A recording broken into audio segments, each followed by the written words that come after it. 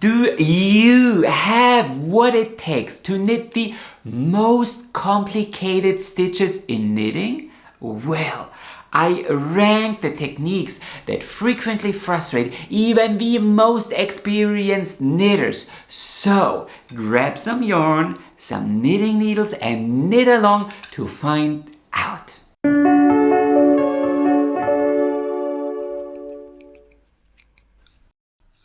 Spoiler alert, if you ask me, the single most difficult technique in knitting is counting.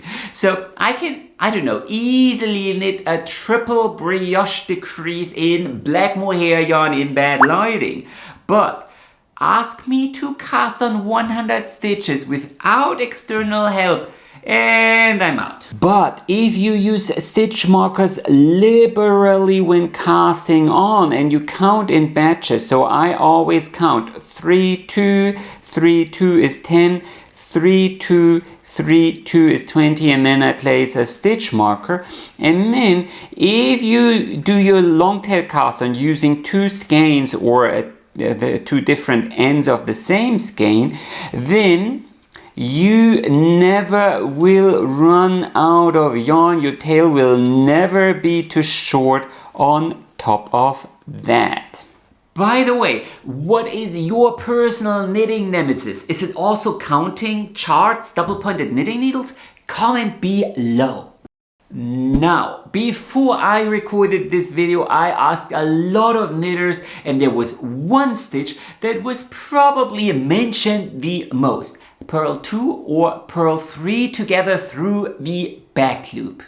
So, the theory is quite simple. You enter the next 3 stitches here on your knitting needle through the back loop. Somehow squeeze your knitting needle through, wrap around counterclockwise, and then pull the yarn through. And if you are lucky, you can actually make it work. But actually, there's a very, very simple alternative to knitting this complicated stitch. You can also start by purling one stitch here through the back loop, then slip that stitch here back to the left needle, and then pass one stitch over, and then pass another stitch over. And the result will be the exact same purl 3 together through the back loop. And by the way, if you need to knit purl 2 together, you can use the exact same technique. So you purl one stitch through the back loop, slip that back to the left needle, pass over and slip back. And there is your purl 2 together. No need to really, try to squeeze your knitting needle here through those 2 stitches. That's just horrible to knit, I agree. And just in case, if you need to knit 4 together, you can employ the exact same technique. So you knit one stitch, slip that back to the left needle, and then pass 1, 2, 3 stitches in this case over, slip back, and there would be your knit 4 together. And by the way, if you want to learn more about this topic, I can recommend my full masterclass on knitting increases and decreases, where I share all my personal secret little tips and tricks. I'll add a link to the description below. I want to continue with my second favorite technique and the way I join in a new color in 90% of all cases. Twist and weave. And this technique is actually extremely easy, yet something about it goes so against the grain of all other knitting techniques that 90% of all knitters can't get it right on the first, nor even their second try. So this is how it works. You pick up your new yarn the way you would usually tension your yarn, and then you enter the next stitch on your knitting needle as if to knit, so knitwise. And then you pick up the new tail, and your knitting needles here form a cross, and you place the tail here in between those 2 knitting needles. here, let it dangle down this new tail. And then you pick the old tail and you simply cross it with the new tail. So there you go. And now you pick up the old tail again and bring it back here in between your knitting needles and around the needle here in the back. Pull it down. And now you need to wrap counterclockwise as if you were going to grab the yarn. Wrap back and now you pull down. And can you see how this creates a little stitch on your knitting needles? Bring this yarn here to the back. The tail can go in this direction and then you simply pull that stitch through. Then you tighten up those tails and you can simply continue knitting. Now here comes the twist and where things get slightly more difficult. So many people have asked me how to do this on the purl side, and of course you can do it. So try to knit along. So you pick up the yarn you want to join normal way, and then you enter the next stitch purlwise here, or as if to purl. And then you take your new tail, the tail of the yarn you want to join, and place it in between those two knitting needles. Now you take your new tail and cross things. And now you need to twist it around the new yarn once, like so. I know this is kind of difficult, but tension those two tails. And then you need to, well, purl one stitch, so to speak. Take the new tail and pull down. Now tighten up this a little bit. And again, you are forming a stitch and you can pull this through. Again, tighten up slightly. And then you can continue purling. Get this out of the way. And technically speaking, you are creating the exact same join here on the wrong side. And of course, if you feel like it, you can combine this technique with the weave in as you go method. So with each stitch or each new stitch that you form, you wrap the tails around the working yarn. And then you don't have to weave in these tails later on. You can simply cut away the excess, and then this would be the result of our joining technique with a very nice and neat stable first stitch here and here. The next stitch I want to share is called the Hitchknit increase, and it's such a rare stitch that you could browse through 10,000 patterns and not find it mentioned once.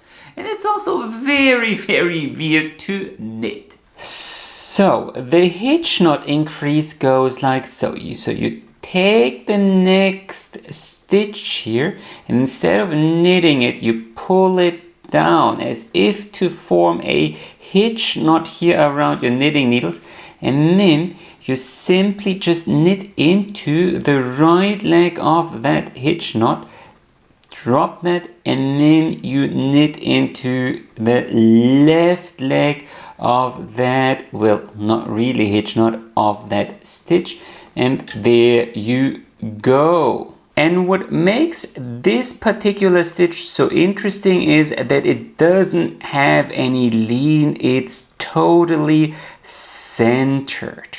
But this is actually not what I wanted to show you. A while ago I was wondering, well, can I actually come up with a Hitchknit increase purlwise to do the exact same thing on the purl side? And it turns out you can, and I found a very interesting way to do this. So you start by purling one stitch through the back loop, but instead of dropping that stitch, you guide the tip of your knitting needle in a way that you can catch and pick up the right leg here of that stitch. See what I'm doing here. And then you need to twist that around and purl that. And here is your hitch knot increase purlwise. Now you might go like, why on earth would I do this? And in fact, it does look atrocious here on the right side, forming a little wrap here. Well, a bit ornamental, I guess. But here on the wrong side, this is where the magic happens, because this here is our centered increase. And this is just so invisible. So if you are looking for a super invisible purl increase for reverse stockinette stitch, then this is, if you ask me, the most invisible way to do this. When it comes to the most complicated or complex stitches in knitting, the bobble stitch should not be missing, because there are certainly quite a lot of steps involved. So let's take a look how I make the process easier and neater. So here is how a lot of books tell you to do the bobble stitch. So you start with a double increase. So knit, front and back and front again. So you have 3 stitches on your knitting needle. You turn around and you purl across. Then you turn around again, knit across. You turn around again. So there's a lot of tossing and turning. Purl these 3 stitches, and then here at the end you need to knit these 3 stitches together before you continue knitting. And if we tighten up, there is our bobble. Well, I knit my bobbles differently. The principle remains the same, but it's slightly adjusted. So I don't knit into the stitch when I need to do them in 2 colors. Instead, I go into the stitch 1 row below, and then I knit, yarn over, knit before I drop that. And then I don't turn around. Instead, I backward knit 3 stitches. So I backward knit 3 stitches. I have a full video on backwards knitting if you're interested, but that is how I do it. Slowly, of course, now. So I don't need to turn around, and then I can knit across that, and then I knit 3 stitches backwards 1 more time. And then here at the end, I don't knit 3 together, rather I knit 3 together centered. So I slip 2 stitches knitwise, knit 1, and pass these over. And there is my bobble. And then I can continue working with the other color. And then this will be the result. These 5 bobbles have been knitted with my technique, and this was the other technique. And I just feel this looks so much neater, especially with the centered decrease here at the top. And KFB into the same stitch here always looks kind of messy. Well, comment below what you think. You probably know how to increase 1 stitch. Maybe you even know how to knit a double increase. But did you know that you can also stack increases on top of each other to increase a near infinite number of stitches? So here is how this goes. So you decide on where you want to place your stacked increase, for example, this stitch. And then you start with a simple double increase. Knit, yarn over, knit. So you increased by 2 stitches. And to stack increases, you simply slip back 2 stitches. and then you knit, yarn over, knit into that stitch one more time. Knit, yarn over, knit, and now you already have 4 stitches, and then you can slip back 2 stitches and knit, yarn over, knit one more time, and you can continue this however many times you want. Knit, yarn over, knit, and then slip back 2, knit, yarn over, knit. And once you are satisfied with your stack, so you can see how many stitches here we stacked, you simply, and this is where things get really difficult, you start knitting across. So you simply, and you can notice how difficult this is, especially here in the first round or row, how difficult it gets to knit across these stitches because there's just so much tension involved. But then here it goes easier, and then you have a lot of increases here. Now if you bind off right away, you can really see what kind of shapes you are creating in the fabric, almost like a picot edge or some big earlobe like picot edge. But you can also see that the technique has its issues, mainly here these big holes here at the base. So let me show you something. Now, this is the stitch I want to keep in the center of my stack. Now, I'm not going to start with knit, yarn over, knit. Rather, I start with make one right. Here, make one right, then I knit one, and on the other side, I place a make one left. Make one left. Now I also created a double increase, and I can slip back these stitches all the same and continue with knit, yarn over, knit. Slip back 2. So everything else remains the same except the start of my stack, and we can take a look at the difference in just a moment. And then here, this will be the result. So you get the same earlobe shape, the same stacked increase, but you don't have these big holes here at the base. And this is just a reminder that you should never hesitate to tinker around with techniques, no matter if I show them to you or anyone else. Try to tinker around with them and find solutions that work better for you.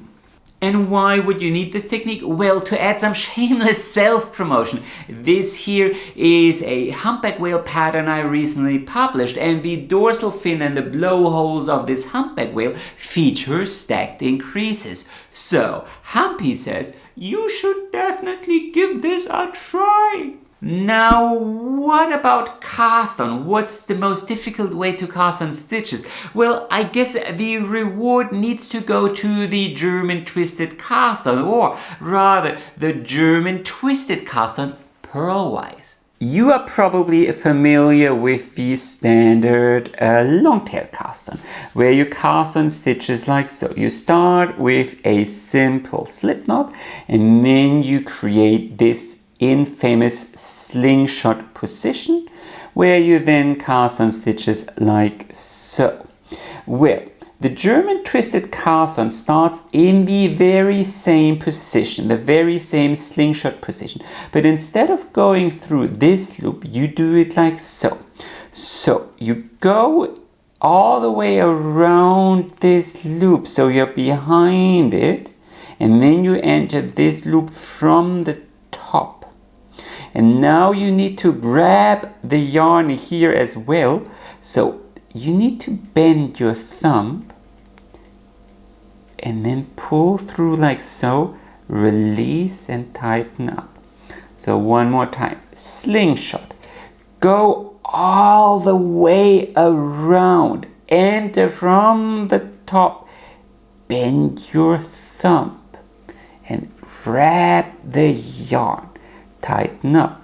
One last time, slingshot, go all the way around, enter from the top, bend the thumb, and then grab the yarn before you tighten up. So that is the standard German twisted cast on, sometimes also called old Norwegian cast on. But you can also cast on purlwise. So with this method, so you don't go into this loop here, rather you go into the loop around your index finger. And again, you need to go all the way around. So you go all the way around and then you enter from the top here through the top, and now you need to bend your index finger and grab the yarn like so. Let's do that again. So all the way around, enter from the top, bend your index finger, grab the yarn, pull it through and tighten up. One last time. All the way around, enter from the top, bend your index finger, pull through and tighten up. And here, if you take a very close look here at our cast on edge, you can see that there are little purl bumps here, whereas here, if you pull this apart, well, it's not exactly a V, but you can see a little twisted V here at the base, and that is the difference. But there is one more cast on that deserves to be on this list, the pinhole cast on. So we can start the pinhole cast on with a simple overhand knot. So you can form this any which way, but I do it like so. The tail doesn't have to be very long, just enough for weaving in ends later on. And then you pick up your yarn any which way. And now take a knitting needle and we start by casting on stitches into that loop. You start with a simple yarn over like so, and then you knit into that loop. 2 stitches, yarn over, knit into the loop. 4 stitches, yarn over, knit into the loop. And then one last time, yarn over, knit into that loop. Now you should have 8 stitches here on your knitting needle, and then we can continue. And now you just slide them over here to the other side, and then we can start knitting. So I join in another double pointed knitting needle here, and I start by knitting 2 stitches. 2 stitches like so, and then I knit 3 stitches. I mean, you could start with 4 knitting needles from the get-go, but often that feels a little bit too fiddly and unstable, so I start with 3 knitting needles here, and here I already joined in the round. And then if you tighten up your cast on tail a couple of rows later, this will be the result. So you get a very, very nice round and tight and invisible cast on for your top-down hats, for your round shawls, tablecloths, or doilies, whatever else you want to knit. By the way, do you like seeing more advanced knitting tips like these? Then consider supporting me on Patreon. Without the financial support of my loyal fans, this channel here would also be reduced to clickbait and rehashing things you've seen a million times before. So thank you for your support. have you ever knitted a brioche pattern? And do you know what the most, well, aggravating, annoying part of knitting these patterns is? Well, it's the increases and decreases, and not only because they are just so difficult and long-winded to knit, often involving 12, 15 different steps. It's the fact that these aren't reversible anymore. So fasten your seatbelts, because I'm going to show you how to knit a reversible brioche double increase and a reversible brioche double decrease. So here is how I knit a reversible brioche increase. So I basically just knit to the point where I want to place my increase, this central rib here. And normally you would knit yarn over knit into that stitch. I'm not going to do that. I'm going to lift that loop here back to the knitting needle and knit into that. Then I'm going to knit that stitch, and then I'm going to lift the left leg of that same stitch back to the knitting needle and knit into that as well. So I have a double increase here in the center, and then in the other color I work across until I come to this double increase, and then I will insert increases here and here, so before and after that middle stitch. This means the first stitch I slip one purlwise, and then I go here to the wrong side, and then I find myself the left leg of that stitch 2 rows below, this left leg here, lift it back, don't lose that yarn over, and increase into that. Then I slip one yarn over, and here I do the exact same thing.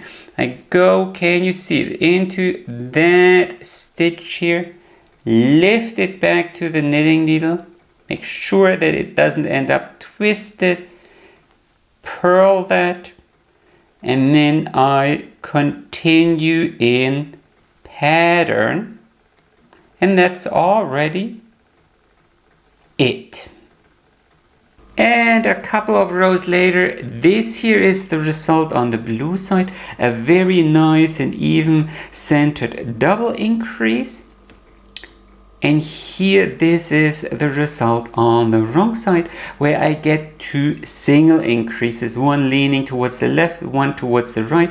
But of course, please do remember, here on this side we have 4 ribs, whereas on this side we have 1, 2, 3, 4, 5 or 3. So there's always this difference between right and wrong side. So this here is actually, I feel, a very smart and symmetrical solution to this age-old dilemma.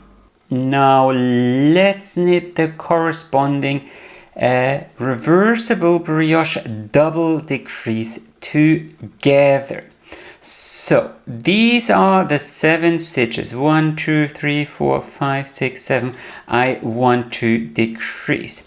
So first of all, I need to slip the stitch left to the left and the right of my centermost stitch to a cable needle. So I'm going to slip one yarn over this stitch, and here this is just, I'm going to slip this so I can slip that stitch to a cable needle here.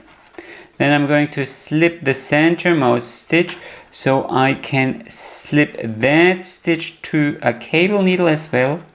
And then I can reverse everything. So here, make sure that you don't lose that yarn over here, and then we can decrease these 3 stitches. So I'm going to use a centered double decrease. This means I'm going to slip these 4 stitches here, or these 2 double stitches knitwise at the same time.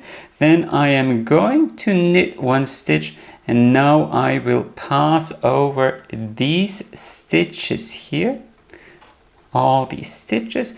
So I have my centered double decrease.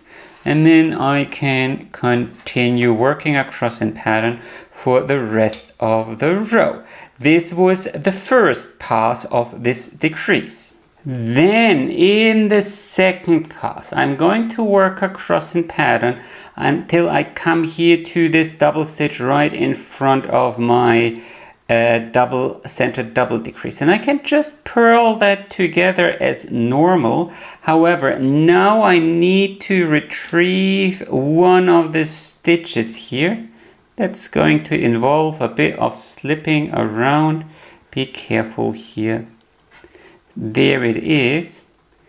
And then I slip these two stitches back to the left needle and pass that over. So like so. And then I'm going to do a similar thing here on the other side. So slip one yarn over the center stitch, bring back that stitch here, and now we need to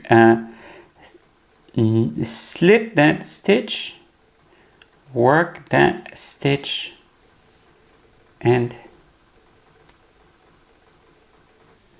pass that over, just like so. Make sure that you don't accidentally lose that centermost yarn over, and if you check, things should actually already look quite promising, and then you can finish that row as normal.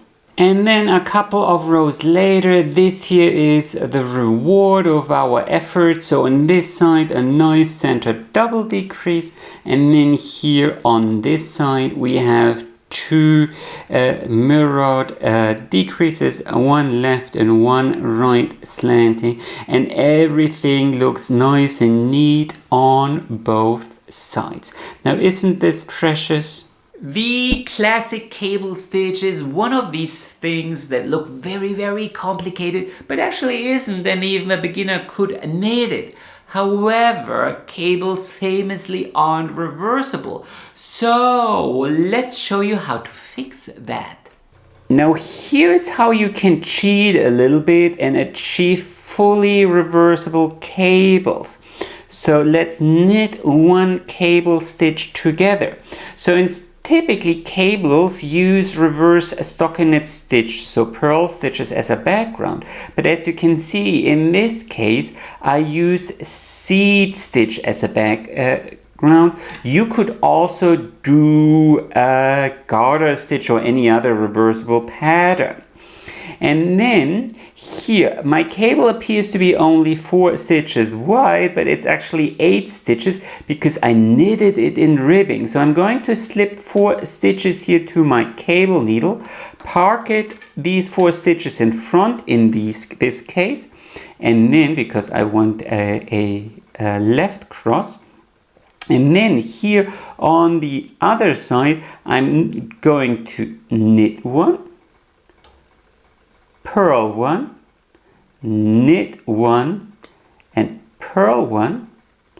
And then here, when it comes to the stitches on the cable needle, I cross them in front, and then I also knit one, purl one, knit one, purl one. So my cable stitches here, my cable stitch, that's not just stockinette stitch, but actually ribbing. So let's finish this row here, and this is the result. So fully reversible cables, as you can see, very nice. Just because if you zoom in a little bit, you can see the ribbing, but because the ribbing contracts, you don't actually notice it. Now, if you want to up the ante, you can also double knit cables and gain a direct ticket to the asylum. Let me show you. Instead of sticking to the normal double knitting rhythm, you first need to purl a couple of stitches, and this goes like so. This is how you double knit purl stitches. And now we come to the cable. And this is, as you can see, a right crossing cable. So I'm going to slip the next 4 stitches, 2 for each side, here to my cable needle. So the cable crosses to the right. This means I need to keep this cable needle here in the back, and now is where things get super complicated. So I'm going to knit 1 stitch here in the blue yarn, and now the cable needle needs to come to the front alongside all the yarns, and then I can purl 1 stitch. And now the cable needle comes to needs to go to the back again before I can knit 1 stitch. And now the cable needle and the yarns need to come in. This is fiddly, as you can see, and you need to come to the front again, and then I can purl 1 stitch, and then I can finally try to slip these stitches back to my left needle, and then I can finish my cable. This requires a bit of brute force here because everything is so tight. Okay, so there you go. And just like that, I finished my actual cable. And now, of course, I need to purl a couple of stitches. I know this is difficult, and if you've never double knitted before, this is probably beyond you. So please comment below if you are interested in an advanced double knit tutorial, where I can show you this and a lot of other tricks. And if you turn things around, here you go. This is a fully reversible corrugated cable. Isn't this fancy? And please excuse my sloppy cast on. I originally wanted to knit a different pattern. Have you ever knitted an Estonian lace shawl? Well, then you are probably familiar with nupps, or the noops stitch. These are the knitting equivalent of French knots in embroidery, and just as infuriating. So the nupps start innocently enough. So you knit into 1 stitch and elongate that, and then you add a yarn over, again really long, but you don't drop that stitch. Instead you knit yarn over 1 more time, and then you repeat this 1 more time, and typically you stop once you have 7 of these loops on your knitting needle, and then you continue knitting. The big issue, and what makes these little buds so damn difficult, is the wrong side. Now you have this stack of 7 stitches, and you need to purl them together. So you need to insert your knitting needle, elongate them, and then you somehow need to weasel your yarn through. There is your noop, and then you can continue knitting. Here it is. It looks really pretty, but if you have to do this, 20-30 times in a row, it quickly becomes very annoying. Now the good news is that you can finish these noops in a couple of alternative ways. That might not be the traditional way, but if you are having problems, well, you can also finish them like this. So there are 7 loops here on your knitting needle, and you just slip 5 of them over to the left needle, and then you purl these last 2 stitches together, and then you just pass over the remaining loops. You don't need to pass them over one at a time. You can also pass over 2 at a time. Depends on your preference and your proficiency, and then you continue working across. Another way to finish those nupps is using a crochet hook. So use a relatively thin crochet hook, smaller than your actual knitting size, otherwise fiddling the crochet hook through those 7 stitches might be a little bit difficult, but there is your stitch, there is your purl 7 together, and then you simply continue purling. And here, if we take a look at the right side, the result will always be the exact same noop stitch. The difference is just how you got there. Anyway, that was my list of the most complicated knitting stitches and techniques. Let me know if there is a particular stitch you feel deserves to be on this list. Then comment below. And as always, happy knitting and enjoy the rest of your day.